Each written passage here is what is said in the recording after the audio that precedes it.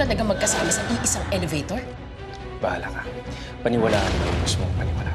2 taon kang nawala. Iniwan mo sa akin ang ospital. Tapos pagbalik mo, kasal ka na. At ang pinakasalan mo, kamukha ng patay na asawa ng kaaway mo. Ano ang pinaplano mo, Philip?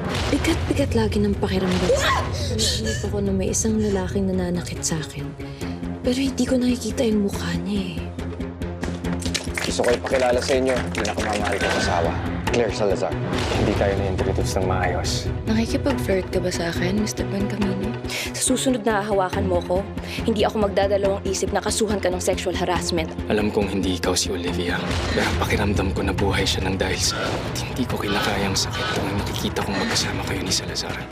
Panahon na para maging isa akong tunay na journalist. Isang taong nagsisiwalat ng totoo. Kakayanin ko yung pangmamata niyo sa akin. Pero wag na wag niyong sasaktan ng asawa ko. Dahil hindi ako magdadalawang isip na girahin at guluhin ang mga buhay niyo ng mga Buen Camino. Ilang taon mo na pinagplanuhan ang pag-iganti mo, pero sa huli, hindi mo magawa kasi mahal mo pag-ibig na. Kamuka, but she's not Olivia. Kabisado po ang mukha ni Olivia. Di ba suklan mo sa kanya? Ikaw nga ang mortal na kaaway ko. Ikaw si Olivia. Itong lihim na to, mananatiling lihim lang. 5 years ago, kami pa ni Philip noon.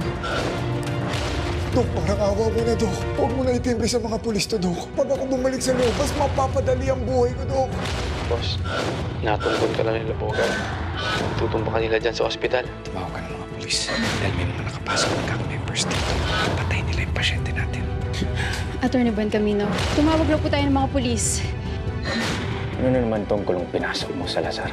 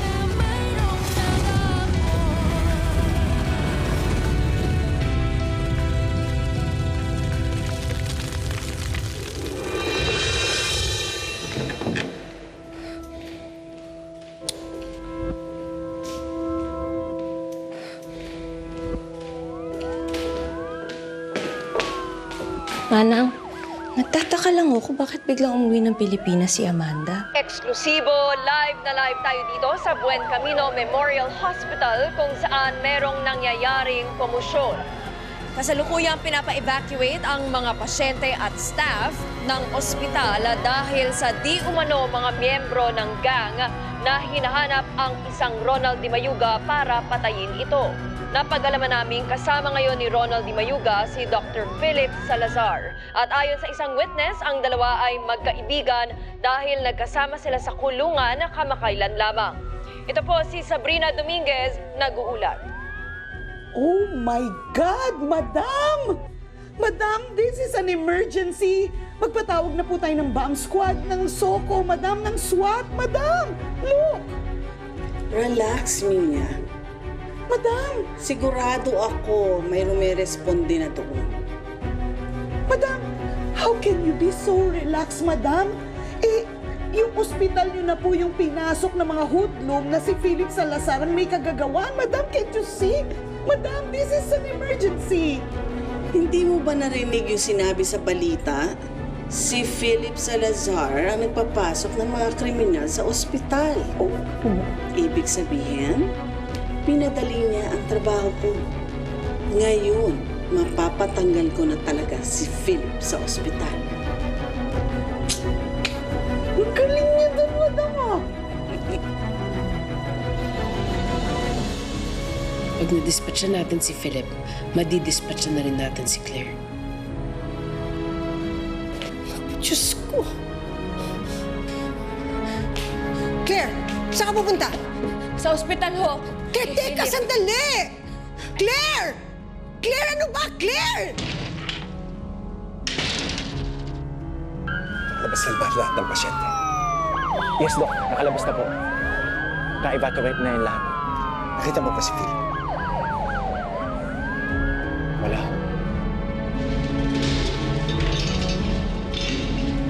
Ibayuga!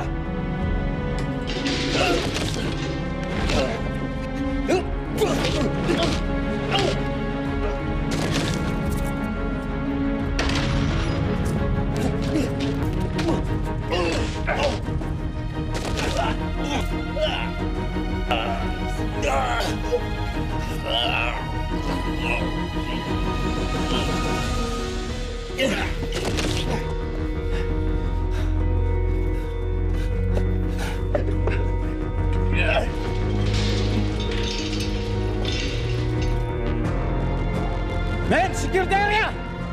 Sir, tinatakas ni Philip Salazar yung Dimayuga. Naging magkaibigan sila sa kulungan. Nasa South Wing sila sa may renovation. Brass, hanapin niyo si Philip Salazar. Tara doon! Go! Sir, kami nang bahala kita.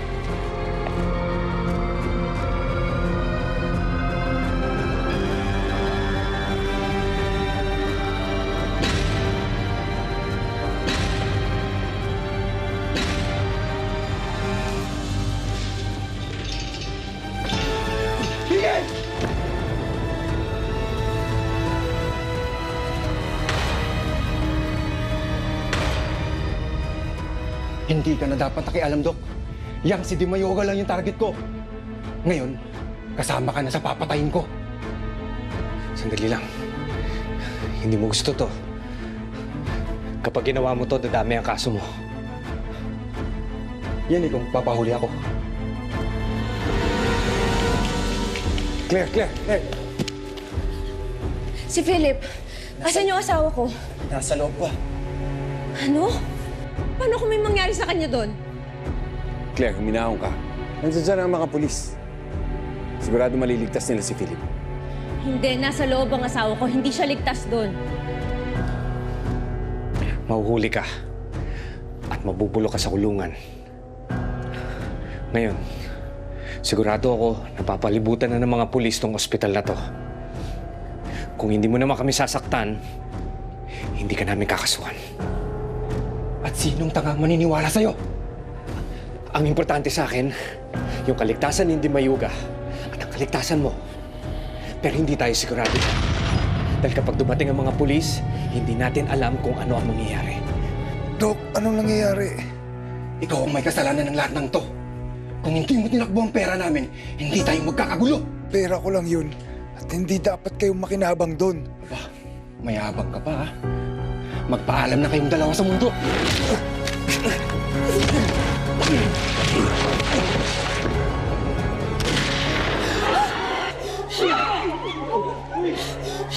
Philip! Philip! Dito ka lang, Claire! Philip! Claire! Bitawan mo! Philip!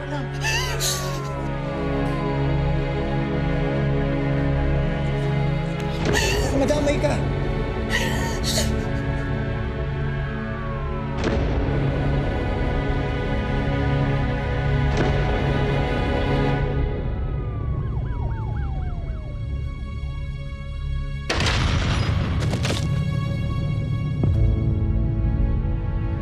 Taas ang kamay!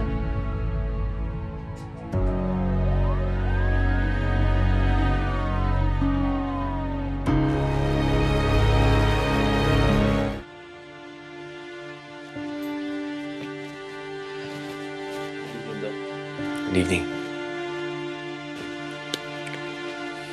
Kamusta ka?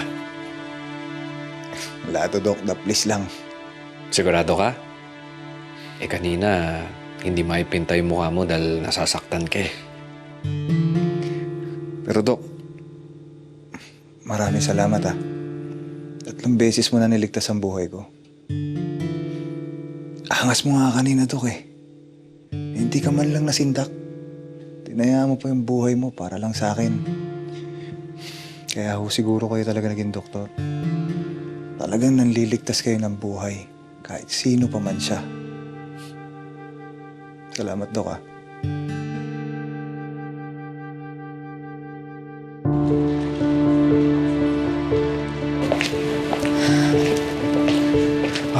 Mahal. Buti na lang ligtas ka, mahal. Sobra mo akong pinag-alala. Okay lang ako. Kukwento ko na lang sa'yo lahat ng nangyari. Sa bahay na. Halika.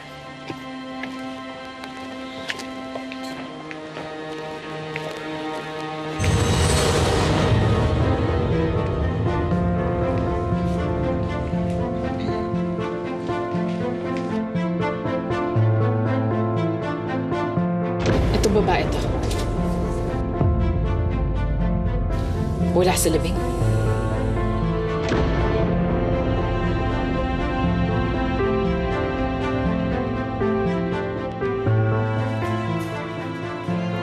Insan! Hindi mo talaga insan ah. Masamanta mo ko talaga. Sira ka talaga, Insan. Buhay pa ako. Dahil doon sa nakasalubong mo kanina. Si Doc Philip. Hindi niya lang ako ginamot. Pinagtanggol niya pa ako. Laban kila Bogart. Ay ba tayo? Yung babaeng kasama niya, asawa niya ba yun? Siguro. Di ko alam. Bakit? Kursunada mo? Sira, hindi. Nakita ko kasi siya kanina nung nagkakagulo eh. Alalang-alala siya. Mabuti magkakilala kayo nung Doc Philip, no? Buti may kaibigan kang ganun eh, no? Kahit ganyan ka. Nakakulong din si Doc Philip. Pero saglit lang. Naging kakosa ko yan. At doon pa lang sa loob, niligtas niya na buhay ko. Malaki pala ang utang ng loob mo dyan, ha? Di bale. Balang araw makakaganti rin tayo sa kanila. Tama ka doon, Insan. Balang araw.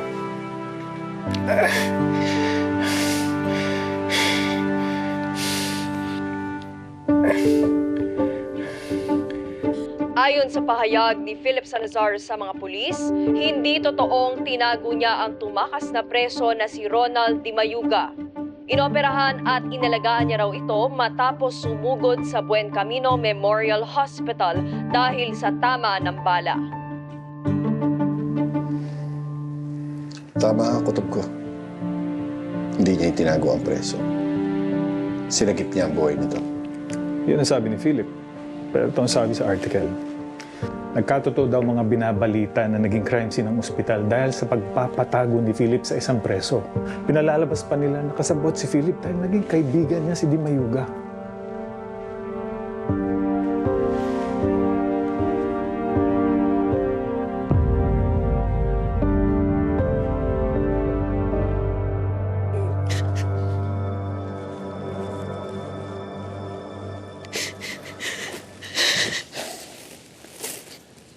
Sofia, ano nangyari sa'yo? Niloko ko ni Philip. Pinagsabay niya kami ni Claire. 5 years ago, nung kinasal sila, kami na nun eh. Si Dr. Serrano? Ninong ko siya. And best friend siya ni Daddy.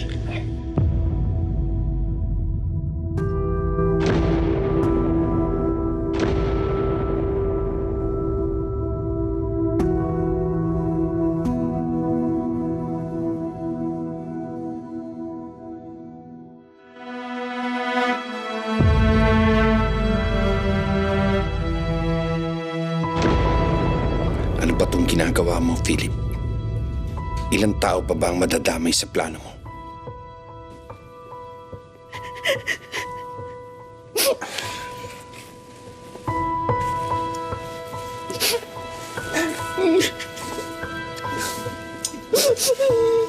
Sofia. Tandaan mo, napakaganda mong babae. matalino ka. Maraming magmamahal pa sa'yo. Higit pa sa pagmamahal ni Philip. Ha? Tandaan mo yan. Sa'yo. Palayain mo na siya.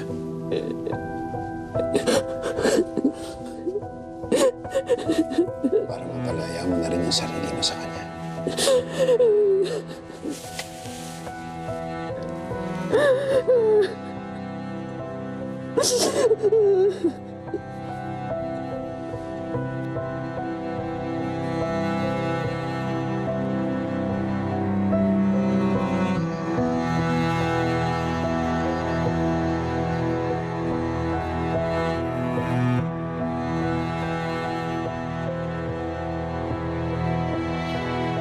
Mahal, kung ano man yung mangyayari bukas sa pagharap mo sa board dahil kay Di Mayuga, sana lagi mong iisipin na wala silang masasabi o magagawa sa'yo na makakabawas sa galing mo bilang doktor o sa kabutihan mo bilang tao. At yun yung pinamalas mo sa pagtulong mo kay Di Mayuga.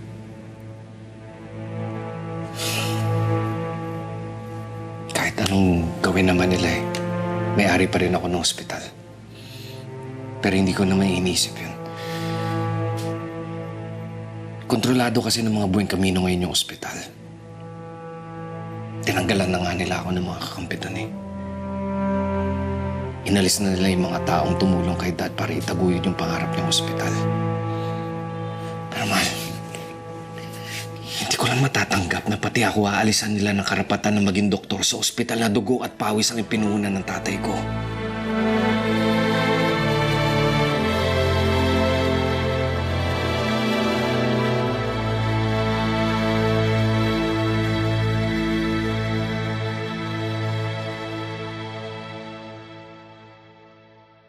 Kapag ang isang tao ay humadlang, nanggulo, o nagpa-delay ng investigasyon, maaari siyang makasuhan ng obstruction of justice. Kaugnay nito, kapag sinadya mong itago at kupkupin ang isang taong alam mong tumakos mula sa kulungan, maaari ka ding makulong. Sa ginawang pagtatago ni Philip Salazar sa isang presong tumakas, nilagay niya ang buong ospital sa alanganin. Hindi lang basta operasyon ng ospital ang natigil, pero pati buhay at kaligtasan ng mga tao nanganib dahil sa ginawa mo. Philip, hindi ko siya tinago. Pinrotektahan ko siya sa mga taong humahabol sa kanya at gustong pumatay sa kanya. Ngayon, hindi ko sinasadyang ilagay ang ospital sa alanganin. Sinabihan ko si Nurse Ashley para sabihin kay Dr. Serrano na i-secure ang ospital.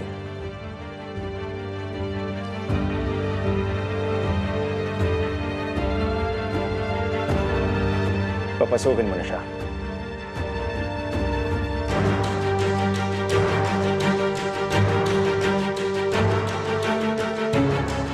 Siya yung sinabihan ko.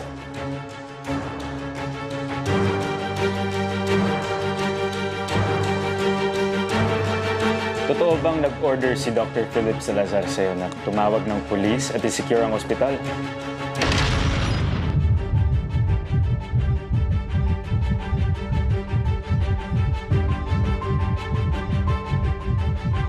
Hindi po. Pakiulit. Hindi po. Nurse Ashley, ano ginagawa mo? Alam mo na ikaw yung binigyan ko ng order. Bakit kailangan mo magsinungaling? Anong ginawa mo para magsinungaling siya? Ilang beses ko ba sasabihin sa'yo sa amin ang hospital na to? Ba't narinig lahat ng tao dito?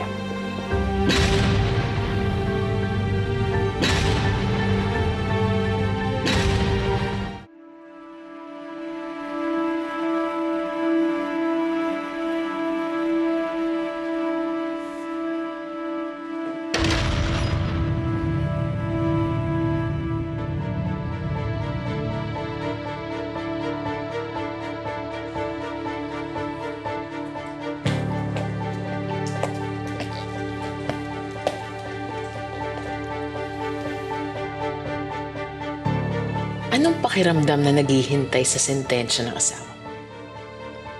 Hindi niya kailangan masentensyahan o maparusahan kasi wala naman siyang ginagawang masama. Wala. Mag-isip-isip ka, Mrs. Salazar. Baka bukas makalawa lahat ng kabutihan ng asawa mo, pawang ilusyon lang. Eh, yung asawa mo, kilala mo ba talaga siya? Kasi sa mga pinaggagawa niya, tingin mo ba mabuti siyang tao? Kapal ng mukha mo magsalita tungkol sa asawa ko. Pagkatapos ng meeting na to, tuluyan ang masisira ang asawa mo sa lahat ng tao. At tuluyan na rin kayo mawawala sa mga buhay namin.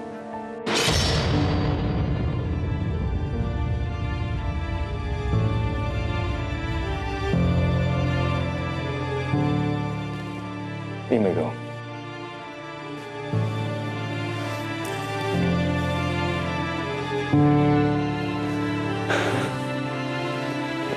I move na i-suspend natin si Philip Salazar sa Buen Camino Memorial Hospital. Sa mga sang-ayon, itaas niyo ang mga kamay niyo.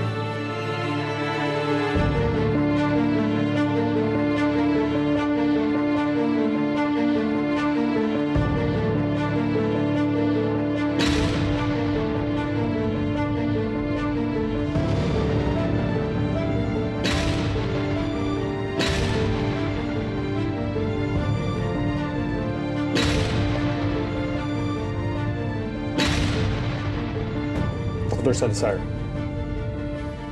malaki ang utang na loob ko sa iyo dahil hanggang ngayon, buhay at malakas ang asawa ko. Pero ibang usapan na kapag ang safety na ng ospital ang malagay sa alanganin. So my vote is yes. Magaling ka, Dr. Salazar. Pero ipinahamak mo yung ospital dahil sa ginawa mo.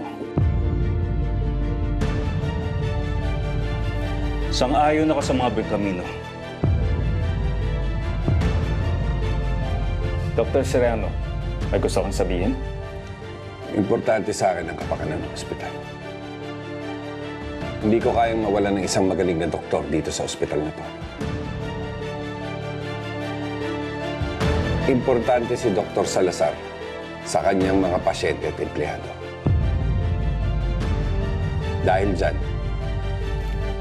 mag-abstain ako.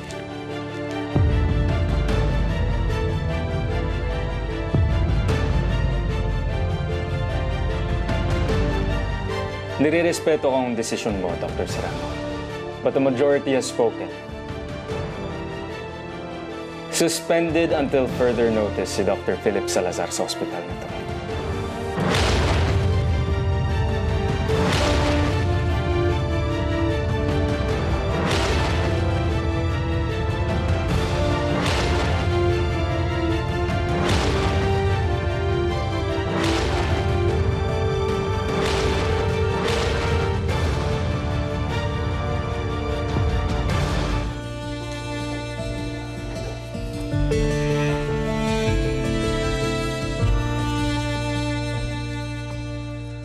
Naguguluhan at di naiintindihan mga bagay-bagay na pinagdadaanan. Ang alaala mo ang bumabalot sa akin na tila ba lahat ay dapat harapin. Sensya ka lang, Philip.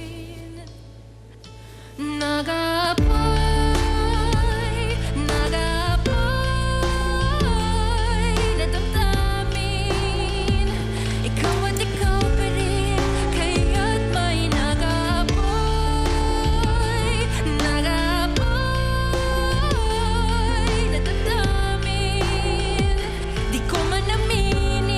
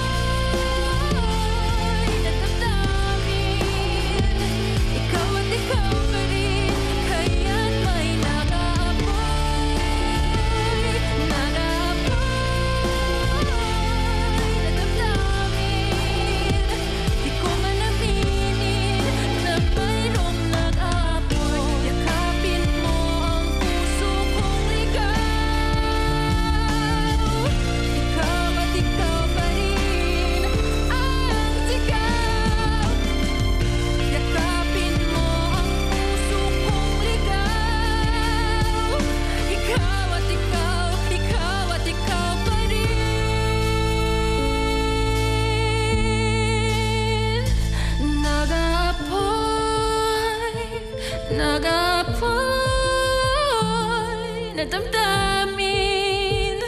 Ikaw at ikaw pa rin, nag-aapay.